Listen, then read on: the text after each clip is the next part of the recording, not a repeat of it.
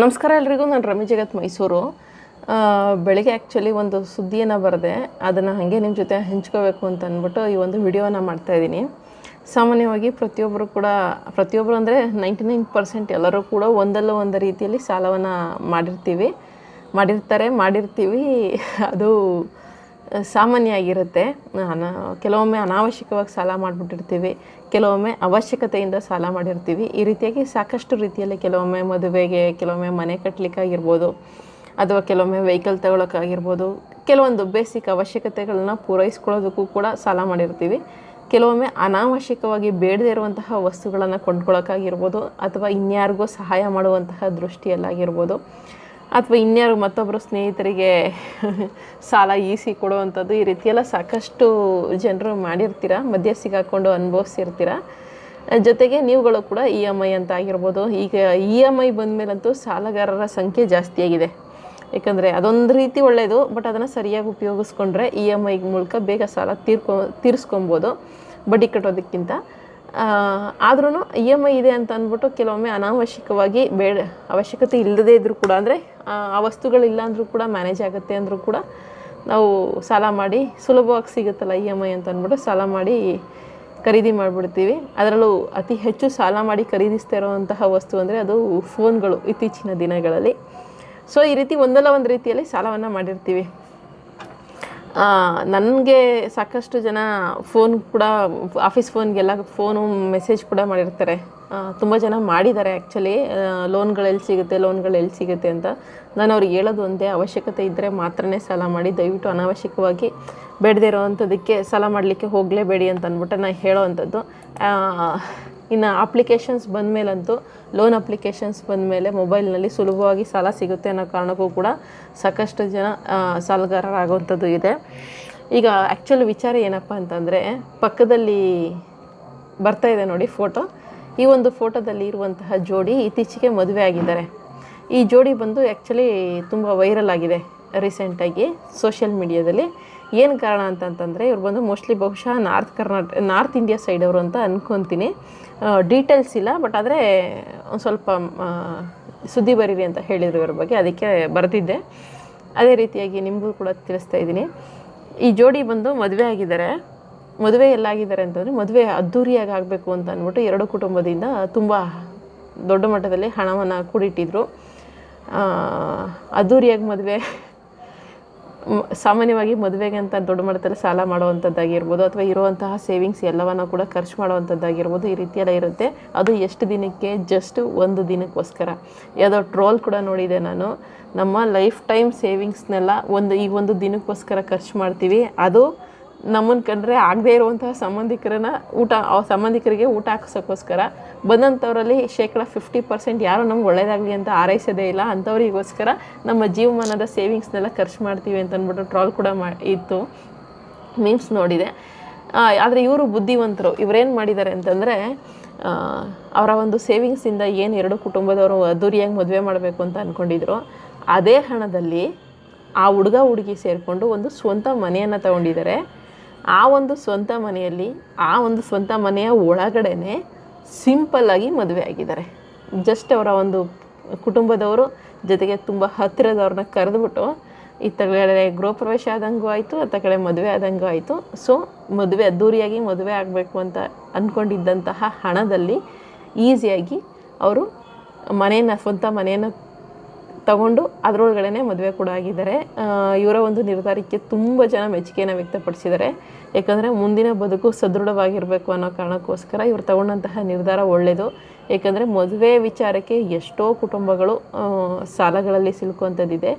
In fact ನಿಜ ಹೇಳ್ಬೇಕಂತಂದರೆ, ನಮಗೆ ಯಾವುದೇ ರೀತಿಯಾದಂಥ ಸಾಲ ಇರಲಿಲ್ಲ ನಮ್ಮ ತಂದೆ ತಾಯಿಗೆ. ಈ ಮನೆ ಕಟ್ಟಲಿಕ್ಕಿಂತ ಮುಂಚೆ ನಮ್ಮ ತಂದೆ ತಾಯಿ ಇನ್ನೊಂದು ಮನೆಯನ್ನು ಕಟ್ಟಿದರು ಮೈಸೂರಿನಲ್ಲಿ. ಆ ಮನೆ ಕಟ್ಟುವಂಥ ಸಮಯದಲ್ಲಿ ಯಾವುದೇ ರೀತಿಯಾದಂಥ ಸಾಲ ಇಲ್ಲದೇ ಮನೆ ಕಟ್ಟಿದಂಥದ್ದು. ಆದರೆ ಮನೆ ಕಟ್ಟಾದಮೇಲೆ ಮಗಳ ಮದುವೆನ ಸ್ವಂತ ಮನೇಲಿ ಮಾಡಬೇಕು ಅಂತ ಅಂದ್ಬಿಟ್ಟು ಮನೆ ಕಟ್ಟಿದ್ರು. ಮನೆಗೆ ಯಾವುದೇ ರೀತಿಯಾದಂಥ ಸಾಲ ಆಗಲಿಲ್ಲ, ಮನೆ ಮೇಲೂ ಯಾವುದೇ ಲೋನ್ ಇರಲಿಲ್ಲ.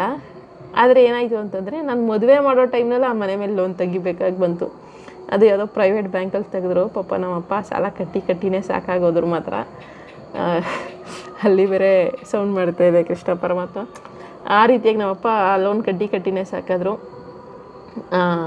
ಆ ರೀತಿಯಾಗಿ ನಮ್ಮ ಮನೆಯಲ್ಲೂ ಕೂಡ ಅದೇ ಕೇಸು, ಮದುವೆಗೋಸ್ಕರ ಸಾಲ ಮಾಡಿದ್ದಂಥದ್ದು ಇದೆ. ಸೊ ನೀವುಗಳು ಅಷ್ಟೇ, ದಯವಿಟ್ಟು ಯಾರು ಮದುವೆಗೋಸ್ಕರ ಅಥವಾ ಅನಾವಶ್ಯಕವಾಗಿ ಸಾಲ ಮಾಡಲಿಕ್ಕೆ ಹೋಗಬೇಡಿ. ಆ ಒಂದು ವಸ್ತು ಇಲ್ಲದೇ ಇದ್ರೂ ನಡೆದುಬಿಡುತ್ತೆ. ಆ ಮೂಮೆಂಟಲ್ಲಿ ಹಂಗೆ ಅನಿಸುತ್ತೆ, ಬೇಕು ಬೇಕು ಅಂತ ಅನಿಸುತ್ತೆ. ಒಂದು ವಾರ ಆದಮೇಲೆ ಅದಿಲ್ಲ ಅಂದರೂ ನಡೀತಿತ್ತು ಅಂತ ಅನಿಸುತ್ತೆ. ಹಾಗೆ ಮದುವೆನೂ ಅಷ್ಟೇ, 1 ದಿನ 2 ದಿನದ ಆ ಒಂದು ಎಂಜಾಯ್ಮೆಂಟ್ ಅಷ್ಟೇ. ಅಂದರೆ ದುಡ್ಡಿರೋರು ಮಾಡಬೇಕು.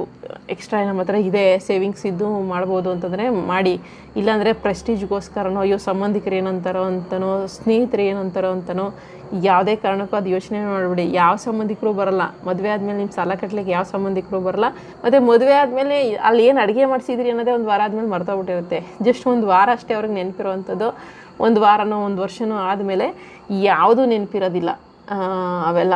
ಸೊ ಅದ್ರ ಬಗ್ಗೆ ತಲೆ ಕೆಡಿಸ್ಕೊಬೇಡಿ. ಅಯ್ಯೋ ನಮ್ಮ ಗೌರವ ಏನಾಗಬೇಕು ಅಂತ ಅಂದ್ಬಿಟ್ಟು ಯೋಚನೆ ಮಾಡಬೇಡಿ. ಈಗ ನೋಡಿ, ಇವ್ರು ಯಾರೋ ತುಂಬ ಬುದ್ಧಿವಂತರು, ಉಳ್ಳವರಾಗೆ ಕಾಣ್ತಾರೆ. ಸೊ ಅನಾವಶ್ಯಕವಾಗಿ ಮಾಡೋದು ಬೇಡ ಅಂತ ಸ್ವಂತ ಮನೆಗೆ ತಗೊಂಡು ಮಾಡಿದ್ದಾರೆ. ಆ ಥರ ನೀವು ಖರ್ಚು ಮಾಡಬೇಕು ಅಂತ ಇರುವಂಥ ಹಣದಲ್ಲಿ ಈ ರೀತಿಯಾಗಿ ಮುಂದಿನ ಬದುಕಿಗೆ ಸುಭದ್ರವಾಗಿ ಏನಾದರೂ ಒಂದು ಮಾಡ್ಕೊಳ್ಳಿ. ಸಾಲ ಮಾಡಲಿಕ್ಕೆ ಹೋಗಬೇಡಿ. ಅದರಲ್ಲೂ ತೀರಾ ಅವಶ್ಯಕತೆ ಬಿದ್ದರೆ ಮಾತ್ರ ಸಾಲ ಮಾಡದೆ ಬದುಕೋಕ್ಕಾಗ್ಬಿಡುತ್ತಾ ಮೇಡಮ್ ಅಂತ ಕೆಲವ್ರು ಕೇಳ್ಬೋದು. ಇಲ್ಲ, ಬಟ್ ತೀರಾ ಅವಶ್ಯಕತೆ ಬಿದ್ದರೆ ಮಾತ್ರ ಸಾಲವನ್ನು ಮಾಡಿ. ಅನಾವಶ್ಯಕವಾಗಿ ಯಾವುದೇ ಕಾರಣಕ್ಕೂ ಸಾಲಗಳನ್ನು ಮಾಡಿ ಈ ರೀತಿ ಆಡಂಬರಕ್ಕಾಗಿ ಅಂತೂ ಸಾಲ ಮಾಡೋಕ್ಕೆ ಹೋಗಬೇಡಿ. ಇವರು ಒಂದಷ್ಟು ಜನರಿಗೆ ಸ್ಫೂರ್ತಿ ಆಗ್ಬೋದು. ಯಾಕಂದರೆ ಸೋಷಿಯಲ್ ಮೀಡಿಯಾದಲ್ಲಿ ನಿಮ್ಮನ್ನು ಖಂಡಿತವಾಗ್ಲೂ ಫಾಲೋ ಮಾಡ್ತೀವಿ, ಈಗ ನಾವು ಸಾಕಷ್ಟು ತಪ್ಪುಗಳು ಮಾಡಿದ್ದೀವಿ ಅಂತೆಲ್ಲ ಕೂಡ ಕಮೆಂಟ್ಗಳು ಬರ್ತಾ ಇದ್ದಾವೆ. ಸೊ ನೀವು ಕೂಡ ಈ ರೀತಿಯಾಗಿ ಬುದ್ಧಿವಂತರಾಗಿ ಬದುಕಿ. ಮದುವೆಗೋಸ್ಕರ ಮಾತ್ರ ಸಾಲ ಮಾಡಿಬಿಡಿ. ಅನುಭವದ ಮಾತು ಅದು. ಬೇಡ.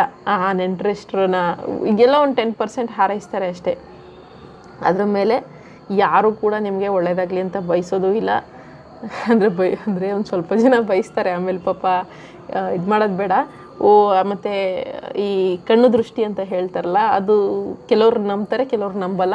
ಬಟ್ ಆದರೆ ದೊಡ್ಡವರು ಹೇಳ್ತಾರೆ, ಮನುಷ್ಯನ ದೃಷ್ಟಿಗೆ ಮರನೇ ಸುಟ್ಟೋಗ್ಬಿಡುತ್ತೆ, ಇನ್ನು ನಾವು ನೀವೆಲ್ಲ ಯಾವ ಲೆಕ್ಕ ಅಂತ ಅಂದ್ಬಿಟ್ಟು. ಅಂದರೆ ಮನುಷ್ಯರ ದೃಷ್ಟಿ ಇರುತ್ತಲ್ಲ, ಅದು ಅಷ್ಟು ಸರಿ ಇರೋದಿಲ್ಲ. ಬರುವಂತಹ ಸಾವಿರಾರು ಮಂದಿಲಿ ಒಂದು 90% ಒಳ್ಳೆಯವರೇ ಇರ್ತಾರೆ ಅಂದ್ಕೊಳ್ಳಿ, ಒಳ್ಳೆಯದೇ ಹಾರೈಸ್ತಾರೆ. ಇನ್ನು 10% ದೃಷ್ಟಿಗಳು ಸರಿ ಇರುತ್ತೋ ಇರಲ್ವೋ. ಅದರಿಂದ ವಿಚಿತ್ರವಾಗಿ ಮನೆಗಳು ಬೇರೆ ಬೇರೆ ರೀತಿಯಾದಂತಹ ಉದಾಹರಣೆಗಳು ಕೂಡ ಇದೆ. ಸೊ ಸಾಕಷ್ಟು ಹೇಳ್ತಾರೆ, ಕಣ್ಣು ದೃಷ್ಟಿ ಅದು ಒಳ್ಳೆಯದಲ್ಲ, ಅದರಲ್ಲೂ ಮನುಷ್ಯರ ಕಣ್ಣು ದೃಷ್ಟಿ ಒಳ್ಳೆಯದೇ ಅಲ್ಲ, ಕಣ್ಣಿಗೆ ಬೀಳಬಾರ್ದು ಅಂತ. ಸೊ ಅದ್ದೂರಿಯಾಗಿ ಮದುವೆ ಆಗೋದು ಯಾಕೆ, ಸಾಲ ಮಾಡೋದು ಯಾಕೆ, ಜನರ ದೃಷ್ಟಿಗೆ ಬೀಳೋದು ಯಾಕೆ, ಮುಂದಿನ ಬದುಕನ್ನು ಅಂದರೆ ನೆಕ್ಸ್ಟ್ ಸ್ಟೆಪ್ಪಲ್ಲಿ ಹೋಗ್ಬೇಕಾದವರು ಪಾತಾಳಕ್ಕೆ ಬೀಳೋದು ಯಾಕೆ, ಈ ರೀತಿಯೆಲ್ಲ ತೊಂದರೆನೇ ಇರಬಾರ್ದು ಅಂತಂದರೆ ಸಿಂಪಲಾಗಿ ಮದುವೆಯಾಗಿ, ಅದರಲ್ಲೂ ಅದರ ದೇವಸ್ಥಾನದಲ್ಲಿ ಮದುವೆಯಾಗಿ. ಸೊ ನಾವು ಅದಕ್ಕೆ ನೆಕ್ಸ್ಟ್ ನಮ್ಮ ಫ್ಯಾಮಿಲಿಯಲ್ಲಿ ಅದ್ದೂರಿ ಮದುವೆಗೆ ಯೋಚನೆಯೂ ಮಾಡಲಿಲ್ಲ. ನೆಕ್ಸ್ಟ್ ಮದುವೆಗಳೆಲ್ಲ ದೇವಸ್ಥಾನಗಳಲ್ಲೇ ಆಗಿರುವಂಥದ್ದು. ನಂದ್ರಲ್ಲಿ ಕಲ್ತಿದ್ರಲ್ಲ ಪಾಠ ನಮ್ಮ ಮನೆಯಲ್ಲಿ, ಅದಕ್ಕೋಸ್ಕರ ಮತ್ತೊಬ್ಬರಿಗೆ ತೊಂದರೆ ಕೊಡಬಾರ್ದು ಅಂತ ಅಂದ್ಬಿಟ್ಟು ನಾವು ನೆಕ್ಸ್ಟ್ ಮ್ಯಾರೇಜ್ಗಳೆಲ್ಲವೂ ಕೂಡ ದೇವಸ್ಥಾನದಲ್ಲೇ ಸಿಂಪಲಾಗಿ ಆಗಿದ್ದು. ನಮ್ಮ ಕುಟುಂಬದಲ್ಲೂ ಅಷ್ಟೇ ದೇವಸ್ಥಾನದಲ್ಲಿ ಮದುವೆ ಆದಂಥವ್ರು ಸಾಕಷ್ಟು ಜನ ನೆಮ್ಮದಿಯಾಗಿ 2 ಮಕ್ಕಳು ಮಾಡ್ಕೊಂಡು ನೆಮ್ಮದಿಯಾಗಿದ್ದಾರೆ. ಅದ್ದೂರಿಯಾಗಿ 20 ಲಕ್ಷ 25 ಲಕ್ಷ ಖರ್ಚು ಮಾಡ್ಕೊಂಡು ಮದುವೆ ಆದವರು ಹಂಗೆ ಇದ್ದಾರೆ. ಅದರಿಂದ ಯಾವುದೇ ರೀತಿಯಾದಂಥ ವ್ಯತ್ಯಾಸ ಆಗೋದಿಲ್ಲ. ದಯವಿಟ್ಟು ಅವಶ್ಯಕತೆ ಇದ್ದರೆ ಮಾತ್ರ ಸಾಲ ಮಾಡಿ. ಬೇಡ. ಯಶ್ ಅವ್ರು ಹೇಳ್ದಂಗೆ ಹಾಸಿಗೆ ದೊಡ್ಡದು ಮಾಡ್ಕೊಳ್ಳೋದನ್ನ ಸೇವಿಂಗ್ಸ್ ಎಲ್ಲ ಮಾಡ್ಕೊಂಡು ಹಾಸಿಗೆ ದೊಡ್ಡದು ಮಾಡ್ಕೊಳ್ಳೋಣ. ಸದ್ಯಕ್ಕೆ ಹಾಸಿಗೆ ಎಷ್ಟಿದೆ ಅಷ್ಟು ಕಾಲು ಚಾಚೋಣ, ತುಂಬ ಗಂಟು ಮಾಡಿಕೊಂಡು ಆಮೇಲೆ ನಮ್ಮ ಕಾಲು ಎಷ್ಟಿದೆ ಅಷ್ಟನ್ನ ಹಾಸಿಗೆನ ಮಾಡ್ಕೊಳ್ಳೋಣ. ಸಾಲ ಮಾಡಿ ಹಾಸಿಗೆ ದೊಡ್ಡದು ಮಾಡ್ಕೊಳ್ಳೋದು ಬೇಡ. ಸಾಲ ಮಾಡೋಕ್ಕೆ ಹೋಗಬೇಡಿ. ಇವರ ರೀತಿಯಾಗಿ ನೀವು ಕೂಡ ಒಂಚೂರು ಸ್ಫೂರ್ತಿಯ ರೀತಿ ತಗೊಳ್ಳಿ. ಮುಂದಿನ ವಿಡಿಯೋ ಜೊತೆ ಮತ್ತೆ ಸಿಗ್ತೀನಿ. ಧನ್ಯವಾದಗಳು. Thank you so much.